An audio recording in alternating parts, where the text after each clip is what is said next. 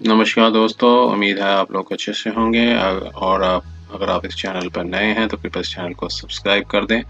Bell icon notification पर click कर दें, वीडियो को लाइक एंड शेयर जरूर कर दें ताकि समय-समय पर आपके समक्ष और भी बेहतरीन वीडियोस बनाने का हमें मौका मिलता रहे। दोस्तों, माननीय सुप्रीम कोर्ट ने आज 15 फरवरी 2023 को 2 जजमेंट्स हैं वो प्रोनाउंस किया है और एक रिपोर्टेबल है और एक नॉन रिपोर्टेबल जजमेंट है। ये और जो सिविल मैटर की है वो नॉन रिपोर्टेबल और क्रिमिनल रिलेटेड मैटर है उसकी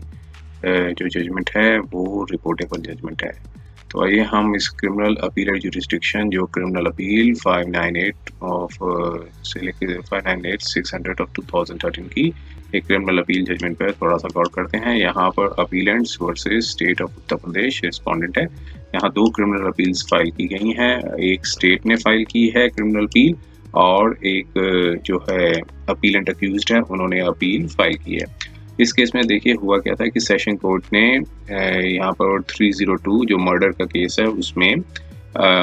अपीलेंट्स को जो है डेथ पेनल्टी इम्पोज कर दी थी, सजा सुनाई थी, डेथ सेंटेंस सुनाई थी और यहाँ पर उनको गिल्टी पाया था और उसके अगेंस्ट में माननीय हाई कोर्ट में क्रिमिनल अपील फाइल की गई थी और क्रिमिनल अपील में जो है डेथ सेंटेंस है उसको कम्यूट करके लाइफ इम्प्रिजनमेंट में कर दिया था। लेकिन जो 302 का जो ऑर्डर आया हुआ था आईपीसी का जिसमें कन्विक्शन हुआ था उसमें कोई चेंज नहीं पाया था और उससे एग्रीवेट होके यहाँ पर माननीय सुप्रीम कोर्ट में आए थे और माननीय सुप्रीम कोर्ट ने भी हाई कोर्ट के ऑर्डर में कोई एरर नहीं पाई और स्टेट में भी अब जो अपील फाइल की थी एनहेंसमेंट की उसको भी खारिज कर दिया क्योंकि स्टेट ने जो अपील थी वो जो कम्यूट कर दिया था डेथ सेंटेंस से जो लाइफ इम्प्रिजमेंट उसके अगेंस्ट में यहाँ पर अपील फाइल की थी। तो माननीय सुप्रीम कोर्ट ने कहा कि जो हाई कोर्ट ने अपने कॉजनेंट और रीजंस दे रखे हैं तो इसमें कोई एरर नहीं है, तो दोनों अपील्स थी उनको खारिज कर दिया। आइए हम इसके थोड़े से फैक्ट्स और लीगल एस्पेक्ट्स को समझने की कोशिश करते हैं क्या था इसमें। और यहाँ पर देखिए अपील जो है वो फाइल की गई थी अपीलेंट्स जो अक्यूज्ड हैं और यहाँ पर जो अपील ने करेक्टनेस ऑफ जजमेंट को चैलेंज किया था और जो जजमेंट आई थी हाई कोर्ट की वो आई थी 22/2/2012 की जो जजमेंट है उसमें आई थी और इसमें जो है कि कन्विक्शन जो है ट्रायल कोर्ट ने ऑर्डर जो किया गया था उसमें अफर्म्ड कर दिया था, मीन्स उसमें कोई उसमें कोई एरर नहीं पाई थी हाई कोर्ट ने ऑर्डर पे और जो अलाइड ऑफेंसेस थे आईपीसी के और आर्म्स एक्ट इन सबको अफर्म्ड कर दिया था, मींस कन्विक्ट जो है कंफर्म कर दिया, अफर्म्ड कर दिया और जो डेथ सेंटेंस थी वो कम्यूट कर दी थी, लेकिन जो डेथ सेंटेंस थी उसको कम्यूट कर दिया था लाइफ सेंटेंस पे, मींस जो जो डेथ पेनल्टी जो इम्पोज की थी उसको लाइफ इम्प्रिजमेंट में जो कर दिया था। और इसके बाद जो दूसरी जो अपील है वो स्टेट ने फाइल की है against the common judgment of high court, जिसमें वहाँ पे स्टेट ने जो है वो इन्हेंसमेंट ऑफ पनिशमेंट के लिए यहाँ पर अपील फाइल की थी। अब इसके जो प्रोसिक्यूशन की स्टोरी ये थी कि एक एक्यूज ने जो यहाँ पर प्रोसिक्यूशन स्टोरी ये थी कि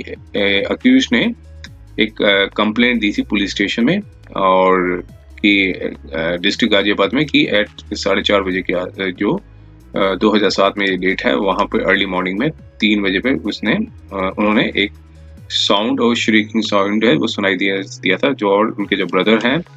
और जो अदर विलेजेस हैं उनके घर में आए और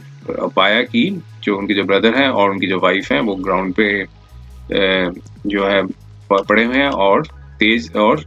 किसी शार्प एज वेपन से उनका जो मतलब इंजरीज आई हुई हैं नेक के ऊपर और फर्स्ट फ्लोर पे गए तो वहाँ जो सन है उनके जो ब्रदर के और उनकी जो वाइफ हैं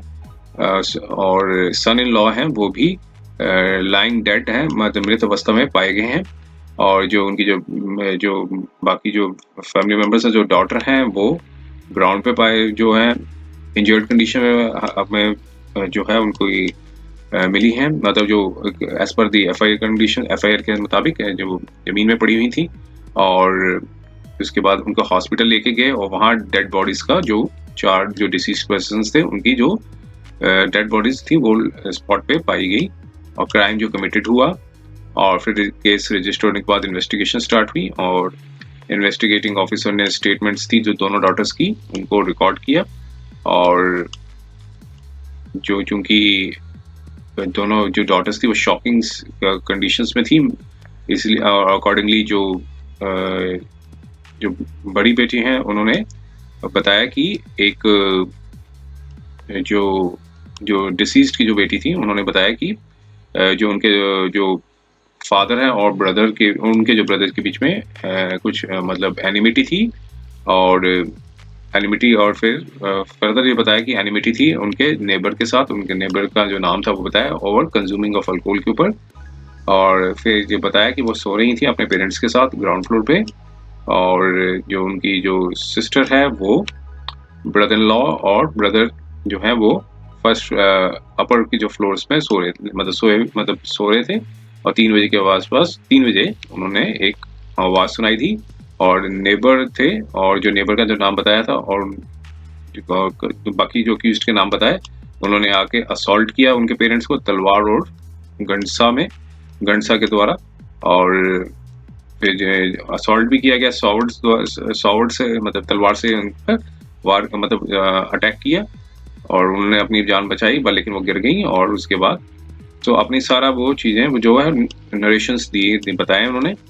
कि जो एफआईआर के जो कंटेंट्स थे वो पूरे इसमें अपनी स्टोरी बताई। और उसके बाद उसके बाद स्टोरी नरेट करने के बाद वो बेहोश हो गई। और जो दूसरी डॉटर हैं उन्होंने भी सिमिलर स्टेटमेंट दी इन्वेस्टिगेटिंग ऑफिसर को, लेकिन ट्रायल में उन्होंने अपनी गवाही नहीं जो है रिकॉर्ड करवाई। और उसके बाद फॉर्मेलिटीज कंप्लीट करने के बाद जो है डेड बॉडीज को पोस्टमार्टम के लिए भेज दिया गया और सुपीरियर अथॉरिटीज को इन्फॉर्म कर दिया, और साइड प्लान था वो बनाया गया, और रिकवरीज जो है जो वारदात के एरिया जो जगह से ली गई। और जो डॉटर थी जो PW1 थी, उनको इंजरीज थी, और उनका एग्जामिनेशन जो किया गया PW2 जो डॉक्टर हैं उन्होंने किया, जो गाजियाबाद में एक हॉस्पिटल है, और जो है एग्जामिन किया, और इंजरीज का जो ब्यौरा है वो यहाँ बताया गया है। और इसके बाद xray of neck and jaws भी कंडक्ट किया गया, और पोस्टमार्टम कंडक्ट हुआ था आफ्टरनून में। और जो PW4 डॉक्टर हैं उन्होंने एंटी मॉर्टियम इंजरीज हैं वो बताई, और इसकी सारी ये जो इंजरीज का पार्ट है वो सारा लिखा गया, नरेट किया गया। और स्टेटमेंट रिकॉर्ड करने के बाद जो इन्वेस्टिगेटिंग ऑफिसर हैं उन्होंने जो नोट किया कि जो डिसीज्ड का मोबाइल नंबर था और कि वो ट्रेसेबल नहीं है, लेकिन फिर उसके बाद इन्वेस्टिगेटिंग ऑफिसर ने जो अक्यूज थे उनको अरेस्ट किया, और उन्होंने एक अक्यूज ने कन्फेशनल स्टेटमेंट दी जिसकी बेसिस पे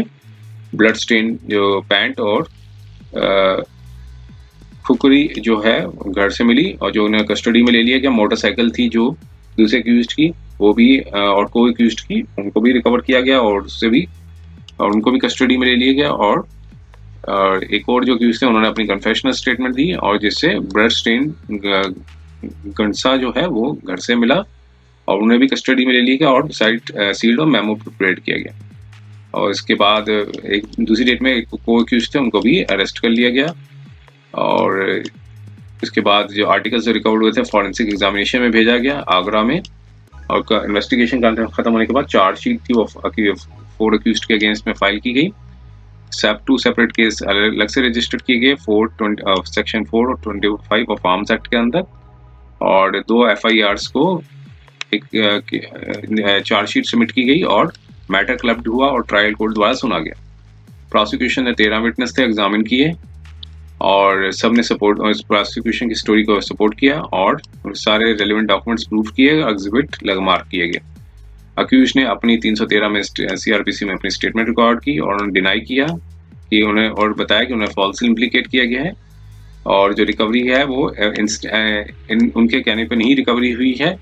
और विटनेस जो है अपनी द्वेषपूर्ण अपनी एनिमिटी से वो अपने एविडेंस दे रहे हैं। और अक्यूज ने भी अपने डिफेंस एग्जामिनेशन में 2 विटनेस थे उनको एग्जामिन करवाया, और उसके बाद ट्रायल कोर्ट ने अपनी जजमेंट दी, और scrutiny of appreciation of materials on record के बेसिस पे पाया कि प्रोसिक्यूशन ने स्टोरी जो है अपनी जो प्रोसिक्यूशन ने प्रूफ कर दिया है, 4 अक्यूज ने जो क्राइम जो किया है, और अटेम्प्ट टू द मर्डर जो दूसरी डॉटर है उसके ऊपर भी किया, और क्लोज रिलेटिव्स और कन्विक्ट कर दिया 302, 149 और 307 आईपीसी के अंदर, और अलाइड ऑफेंसेस थे आर्म्स एक्ट के अंदर, और डेथ सेंटेंस और लाइफ इम्प्रिजनमेंट और लेसर ऑफेंसेस जो है for the different offences proved, उसके ऊपर अपील फाइल की गई अक्यूज द्वारा। और हाई कोर्ट ने भी पाया कि सेपरेट काउंसिल्स किए गए थे और एक अक्यूज ने एमएस क्यूरी लीगल एड से लिया था। हाई कोर्ट ने इस रेस्पेक्टिव आर्गुमेंट्स के बेसिस पे मटेरियल्स और रिकॉर्ड्स पे कन्विक्शन जो है कंफर्म कर दी, अफर्म्ड कर दी, और क्वेश्चन ऑफ सेंटेंस था और उसको पॉइंट्स और टेक कंसिडरेशन में लेते हुए डेथ सेंटेंस को लाइफ इम्प्रिजनमेंट में कन्वर्ट कर दिया। अब उसके बाद आर्गुमेंट्स हुए, और जो अपीलेंट्स ने अपने आर्गुमेंट्स ये दिए कि सिर्फ एक ही जो विटनेस है PW1 वो सॉलिटरी विटनेस है, और वो क्लोज डिसीज के क्लोज रिलेटेड में है, और एनिमिटी के थी उनकी अपीलेंट्स के साथ, और ये रिलायबल विटनेस नहीं है, और कोई एविडेंस नहीं आया है कोऑपरेट करने के लिए PW1 का। और जो फर्स्ट इंस्टेंस में उन्होंने अपना नाम असिलेंट्स के नाम नहीं बताए थे विलेजेस को, और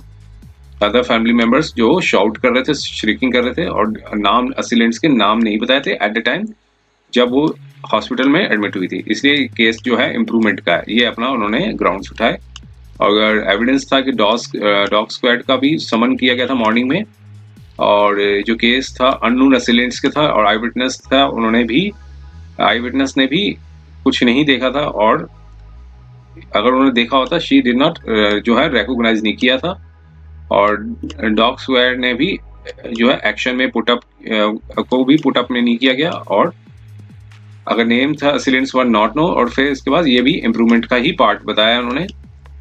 और एक्सप्लेनेशन ही बताया कि जो दूसरी डॉटर थी और जो उनके फादर हैं उनको क्यों नहीं एग्जामिन किया गया ट्रायल कोर्ट में जहां प्लेस ऑफ अकरेंस हुई थी। और जो सोल विटनेस थी PW1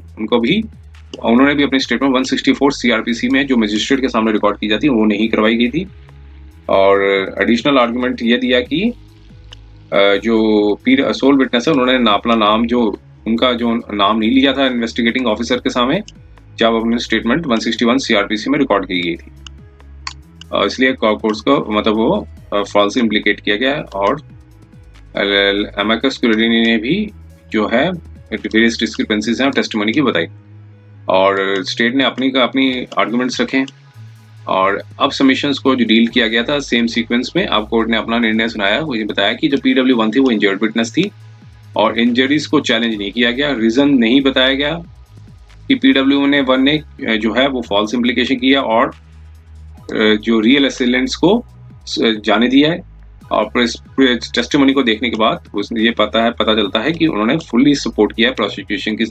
स्टोरी को जो उन्होंने 161 CRPC में रिकॉर्ड करवाई थी। क्रॉस एग्जामिनेशंस में भी कभी कुछ नहीं निकल के आया उनकी स्टेटमेंट में, और कोई भी ऐसा क्वेश्चन नहीं पूछा गया जिससे वीकन होता हो या फिर उनकी टेस्टिमनी को डिमोलिश किया जाता हो। और वो फुली रिलायबल विटनेस है, और सारी जो आपने जो भी बयान दिया है वो नेचुरल कोर्ट्स में दिया है। और दोनों डॉटर्स ने मर्डर असिलेंट्स को देखा था, मर्डरिंग जो उनकी फैमिली के ऊपर अटैक किया था और मर्डर किया था। और जो सोल विटनेस थी उन्होंने क्लोज रिलेटिव बेशक साथ क्लोज रिलेटिवली जरूर है, लेकिन कुछ भी ऐसा नहीं बताया कि इनकी जो प्रेजेंस थी और allowed to remain in dark, और जबकि उन्होंने एक्चुअली जो क्राइम है देखा था। फर्स्ट इंस्टेंस में इन्वेस्टिगेटिंग ऑफिसर ने गए थे और उनकी स्टेटमेंट को रिकॉर्ड किया था, और फिर उसके बाद दे immediately came out true sequence of event, जो चीज हुई थी वो पूरी चीज बयान में बताई। अपीलेंट्स को कोई गेन नहीं होता है फ्रॉम दी अबव सबमिशन से, इस सबमिशन से कोई गेन नहीं होता है। जो डॉग स्क्वाड था वो भी जस्टिफाइड था, और प्रेस जो डॉग स्क्वाड को सर्विस में प्रेस किया गया था, और नेम जो असिलेंट्स के थे नहीं बताए गए थे, और डॉग स्क्वाड ने प्रेस किया गया था सर्विस में एज पर द FIR, तो names of assailants were not known. तो ये केस था प्रोसिक्यूशन का कि टाइम जब FIR लॉन्च हो गई थी और वैन जब स्टेटमेंट एडमिट दे दी गई थी PW1 द्वारा हॉस्पिटल में थी, तो नेम ऑफ द असिलेंट्स थे वो disclose deliberately and for the justifiable reasons. और डॉटर जो हैं डिसीज्ड की, उन्होंने उनकी लाइफ को बचाना भी जरूरी था, और अदरवाइज उनको भी जो है मतलब उनको भी जो डेथ हो सकती थी उनकी भी। और नॉन एग्जामिनेशन जो है एक दूसरी डॉटर का, उसका भी कोई मटेरियल बेयरिंग्स नहीं है, कि ये डिस्क्रिशन होती है प्रोसिक्यूशन को कि किस एविडेंस को लीड किया जाए, और जो प्रूफ किया जाए चार्ज को। क्वांटिटी मैटर नहीं करती है, बल्कि क्वालिटी ऑफ द विटनेस है वो मैटर करती है। और इससे भी कोई इम्प्रेस नहीं होते हैं। कोर्ट ने कहा कि हम इस आर्गुमेंट से इम्प्रेस नहीं होते हैं। और नॉन एग्जामिनेशन जो है 164 सीआरपीसी का कोई रेलिवेंस नहीं है, क्योंकि कोर्ट्स ने कंक्लूजन्स जो है वो अराइव्ड हो चुकी थी, और ये इन्वेस्टिगेटिंग ऑफिसर को देखना है कि स्टेटमेंट 164 सीआरपीसी में रिकॉर्ड करना है कि नहीं करना है। ये सब उनकी इन्वेस्टिगेटिंग ऑफिसर की विजडम पे होता है, और इसका कोई बेरिंग्स नहीं होते हैं टेस्टिमनी ऑफ द PW1 और जो मटेरियल्स जो हैं वो उन्होंने दिए हैं ट्रायल में। तो इस ग्राउंड्स पे जो है जो MS कुरेडी ने भी स्टेटमेंट दी थी, उसमें कोई फाइंडिंग्स नहीं आई, माइनर डिस्क्रिपेंसीज थी। तो इस सारे ग्राउंड्स को देखते हुए क्रिमिनल अपील को खारिज कर दिया, और साथ में जो स्टेट की अपील थी उसको भी खारिज कर दिया, क्योंकि हाई कोर्ट ने अपना साउंड और कॉजिनेंट रीजंस बताए थे कि जो डेथ सेंटेंस को लाइफ इम्प्रिजनमेंट में कन्वर्ट कर दिया। तो ये अपील जो है वो खारिज कर दी, 15 फरवरी 2023 की थी। उम्मीद है ये वीडियो आपको पसंद आया होगा। अगर ये वीडियो आपको पसंद आया है तो कृपया इस चैनल को सब्सक्राइब कर दें, बेल आइकॉन नोटिफिकेशन पर क्लिक कर दें, वीडियो को लाइक एंड शेयर जरूर कर दें, ताकि समय समय पर आपके समक्ष और भी बेहतरीन वीडियोस बनाने का हमें मौका मिलता रहे। समय देने के लिए बहुत बहुत धन्यवाद।